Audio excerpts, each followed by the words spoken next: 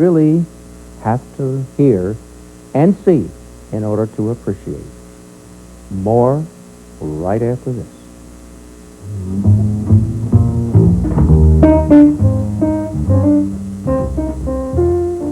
This is On the Issue, a weekly look at topics affecting the Northwest Ohio community.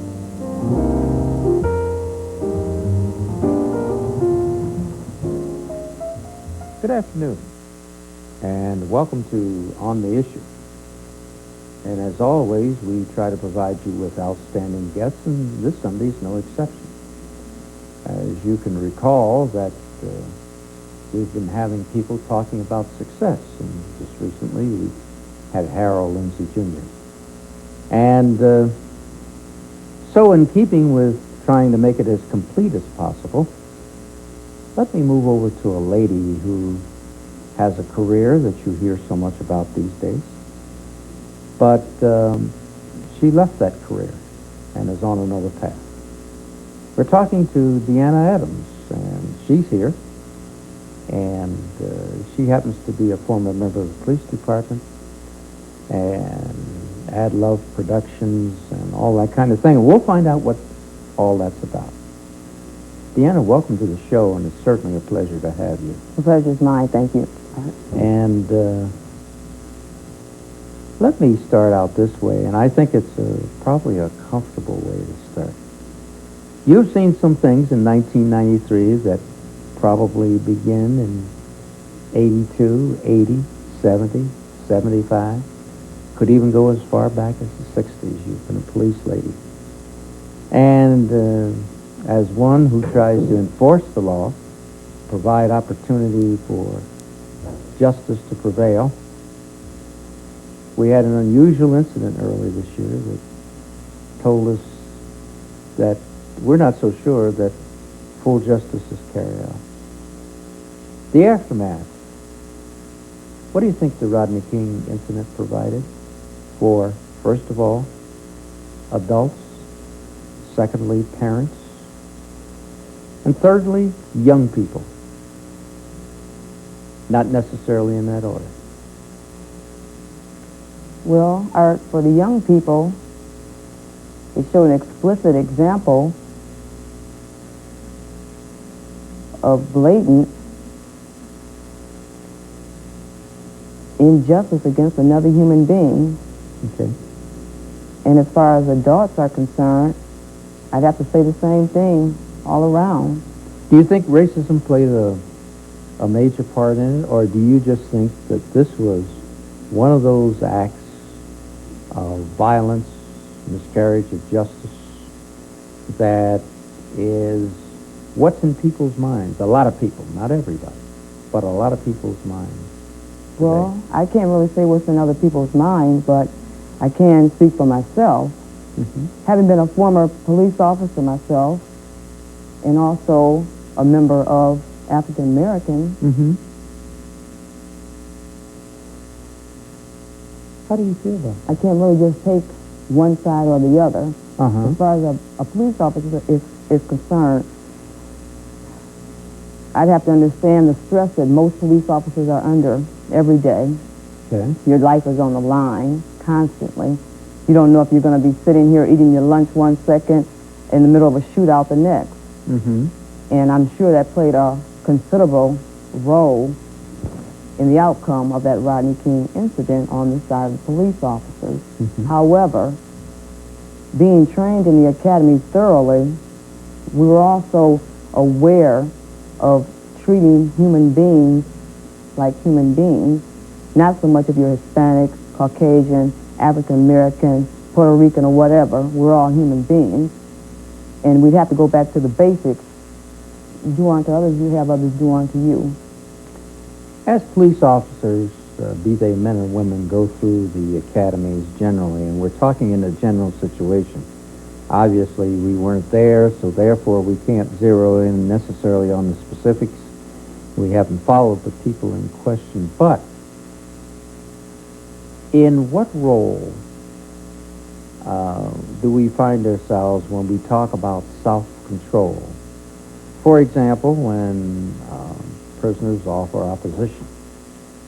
And I realize that that comes in varying degrees and comes in various ways.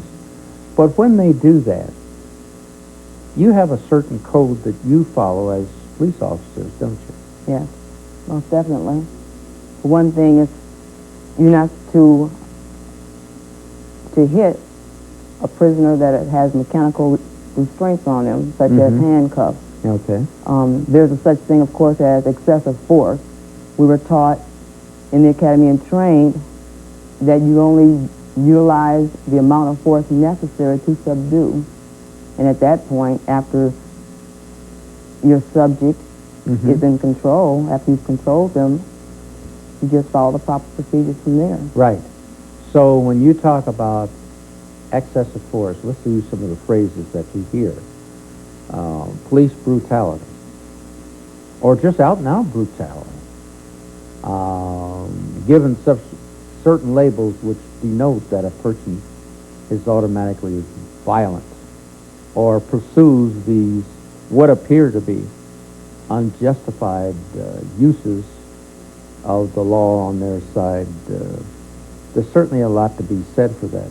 Then it's up to us as officers to think and to carry out what needs to be done in as professional a manner as you can. Am I right? Correct. What do you think happened in a situation like that when all the hubbub started and you've been in situations, you've ridden the wagon, you've seen police officers in action. What goes through one's mind that the switch goes off instead of coming on, the lights go out instead of coming on, and the battery just runs out? What do you think happens to that? Well, our police officers are human beings also. Ah. And I believe that would be the bottom line right there. And they're subject to faults just like anyone else. But the bottom line is police officers are human beings. They have the same emotions as anyone has, a common citizen. They want to go home at the end of that tour of duty. They want to go home. Mm-hmm. When people like yourself have had to go to court, do you get the same feeling, and I don't care how many times you do it, do you get the same feeling as a prospective person who may be receiving a sentence, or a specific witness who may be outstanding of a case? More specifically, are you apprehensive? Are you somewhat fearful in terms of, even though the person has done wrong, that there could be repercussions or people may misunderstand you? Appearing in court, you saying? Yes. As you go to court, and let's assume that you have made an arrest, and you've done some things that certainly aren't illegal, but as you look around you, and as you look at public opinion, I guess even the more simpler way to answer, does it bother you? Well, when you're in court, you're sworn in to begin with to tell the truth, the whole truth and nothing but the truth. Right. And as a police officer, I haven't been a police officer now, Art, since 1985. You know, I'm sure we'll go on, but I would have to kind of reflect back and put myself back in that frame of mind and thought. But you present the facts as they were at the time. Right. Sometimes you go to court, it could be months have passed since that incident on the street. Absolutely. You know? So therefore, of course, police officers, you carry a notepad and you jot down things as you go along. And also you have your initial report, the crime report that's made out at the time of the incident, the arrest. Right. And so there are some thoughts as you approach that, and as you say, the court docket could be of such nature you may have a delay. The appearance even before a grand jury could halter activity. Yeah. So there's a lot that goes into that, isn't there? For sure. Most definitely. So you really have to be a strong human being then, right? You have to be a very strong human being And one thing also, when you're in that police academy, believe me, you're trained thoroughly. Mm-hmm. So a lot of your actions, they become automatic. They're reflexive. They're like reflexes, automatic. When you're in a situation, you're trained. You're trained to react right there the way you were trained in that academy for a situation when it arises. Right. So you're going to be trained. Well, perhaps that's a good way to look at it. And we've brought you around to a point where we're going to talk about young people, and we're going to talk about the people whom you deal with. DeAnna Adams, she's here with us. And we're looking at a story that unfolds before us, but not often do we get a chance to explore. This is On the Issue. I'm Art Edgerton, and we'll be back right after this.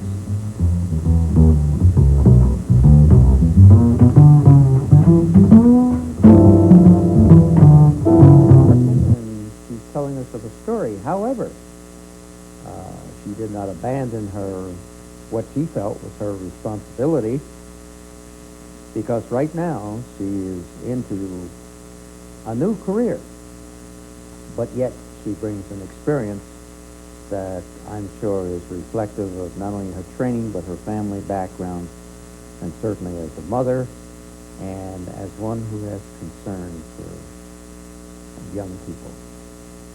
Let's pursue it, DeAnna. We're doing fine, and we're approaching a lot of things. Now let's talk about the youth.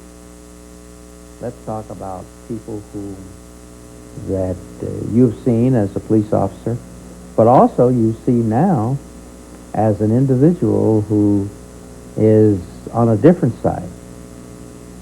You're hearing youngster stories under different kinds of circumstances. They're not pressured. First of all, let's look at the youngster who has fallen through the cracks, and for whatever reason they're in the street. And they're into everything from prostitution, substance abuse, robbery, and you name it all. Yeah. Can we stem the tide of that? I believe we can, because for one thing, children, I believe if a hardened criminal can go through the criminal justice system, supposedly rehabilitated structure, I believe that we can instill positive principles in our children, take them from where they are, even if they're at birth, and have them grow from there into productive individuals in a society. As a matter of fact, ironically, when I was on the police force, I had the opportunity of coming in contact with quite a few so-called juvenile offenders. Mm-hmm. And, you look through the mug shots of these so-called juvenile offenders. Right. But for some reason, when I would look at these children that are supposed to be criminals, I didn't look at them. They didn't look like offenders to me. They look like victims. And these children are exactly that. They are victims. They're victims of abuse, sexual abuse, neglect, and just every adverse form to cause them to become victims. So there are factors a lot of times that people don't look at Most definitely. when they're adjusting or saying that kids are wrong and throw them in some juvenile facility that is supposed to provide rehabilitation. And we hear there's a strong debate on, and it's getting louder all the time, that these places of incarceration really don't rehabilitate anybody. That's right. And the good guy gets thrown in with the bad guy. What ultimately, DeAnna, happens to the good guy? And you've talked to a number of them, not only adults, but children, as you've said. What happens to the good guys?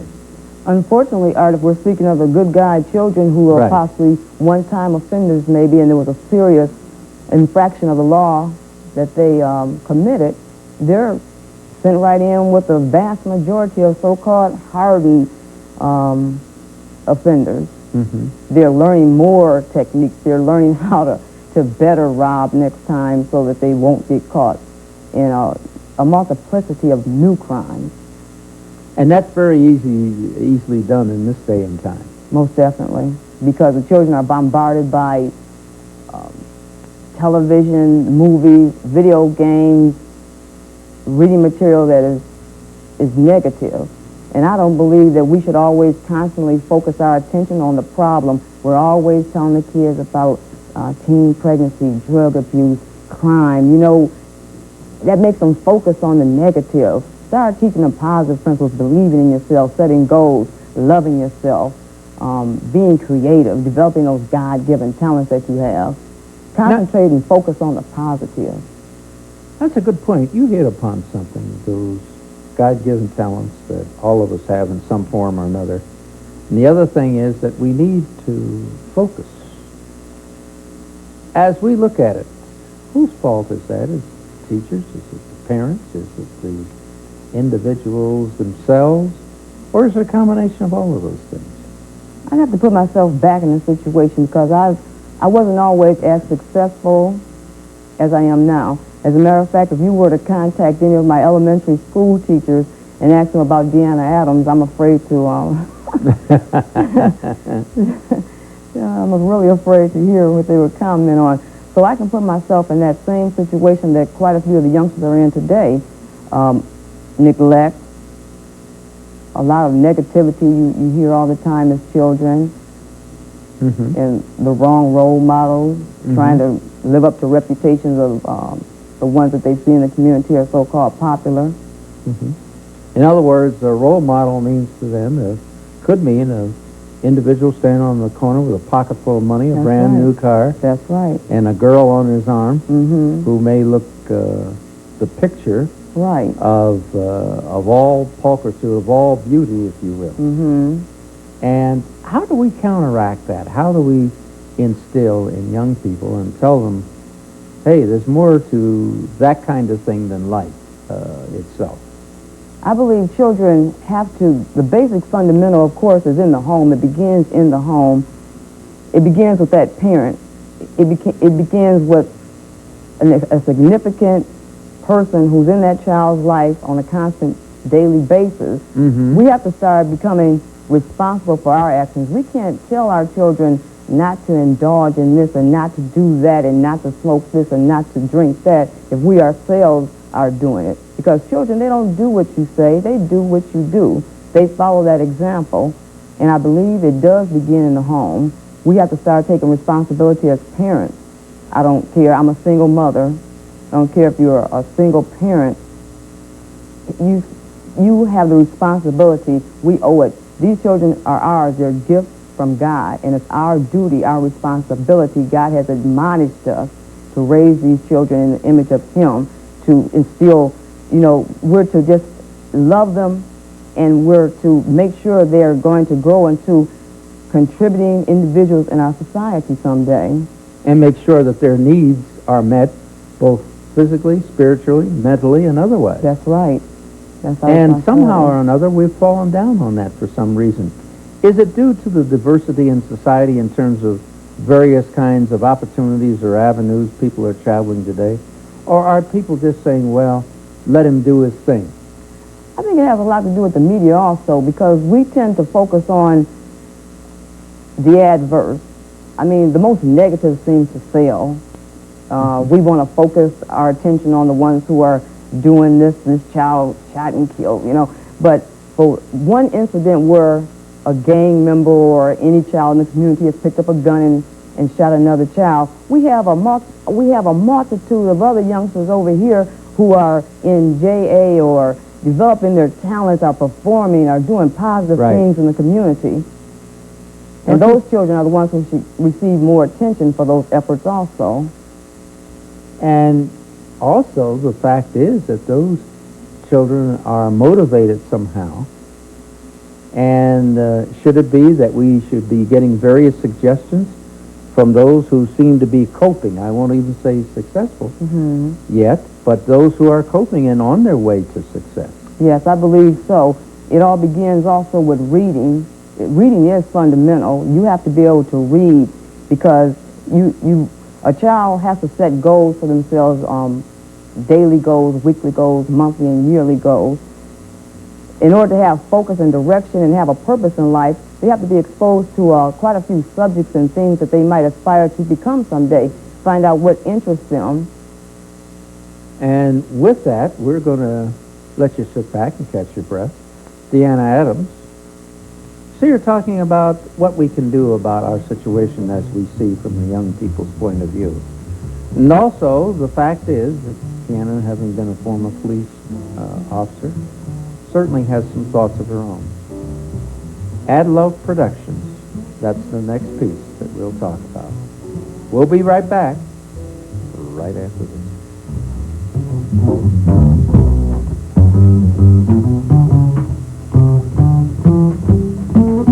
And with me is DeAnna Adams, and she's been telling us a very interesting story that has twofold.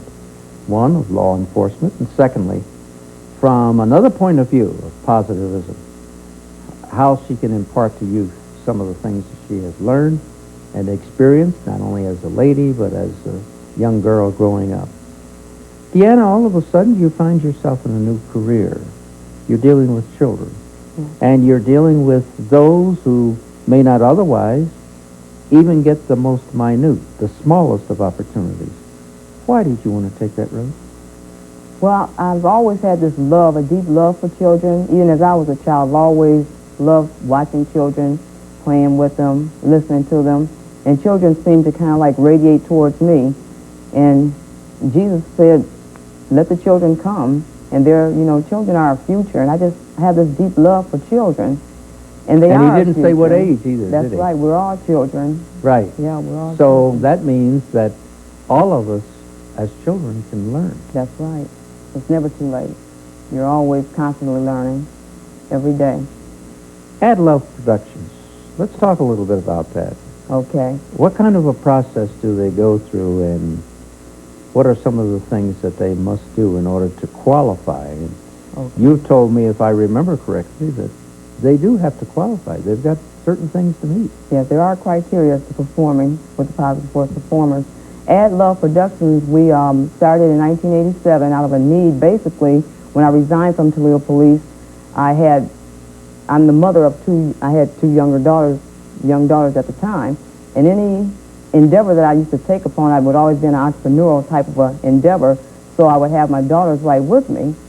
So since I have my children, I want to set a good example for them also, and they always sing and dance as I did as a child also.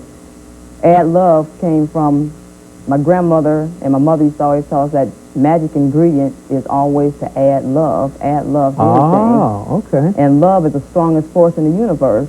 Someone can hate you, but they're the ones that's going to suffer because they're the ones that are having that venom in them. So therefore, if you just love, that's the most powerful. The person who seems to be the least to love is usually the one who needs it the most.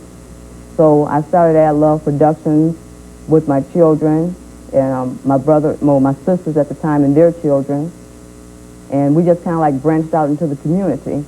And we have what's called Children's Arts Reaching Morals Academy, and that acronym is CHARM. So it's Charm Academy for short.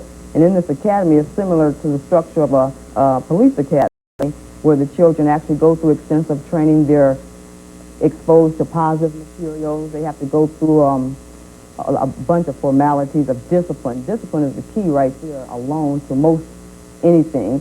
But that's a positive side on which to end, and you have brought us something that you and I are going to continue this story. Mm-hmm. Have no fear. Right after the first of the year, we're going to get you back here. Okay. So you can talk, and at that time, we'll bring some of the youngsters.